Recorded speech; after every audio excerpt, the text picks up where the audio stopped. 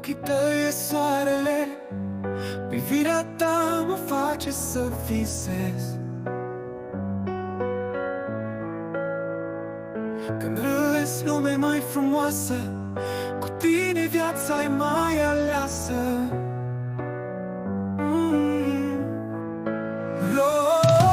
Roza, te vreau doar pe tine, să fii a mea fiecare dimineață. Roza, te vreau și nimeni altcineva, inima mea, doar tu o vei pătrunde.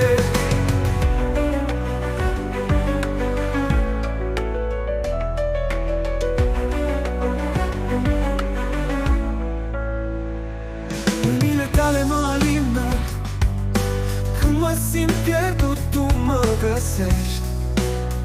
Oh, oh, oh. Ești visul ce mă face să simt că tot ce e frumos este legat de tine.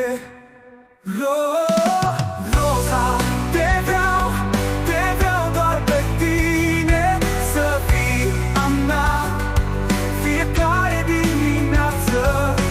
Roza, te vreau și nimeni altcineva, inima mea, doar tu o vei pătrunde.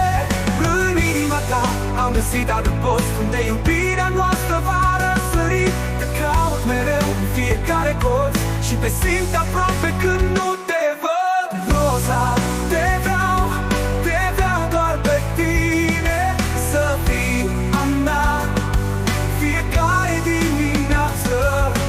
Roza, te vreau și nimeni altcineva, inima mea, doar tu o vei pătrunde.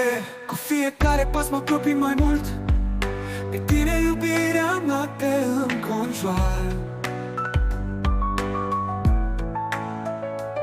Aș vrea să rămânem doar noi doi, să simți că ești în brațele mele mereu.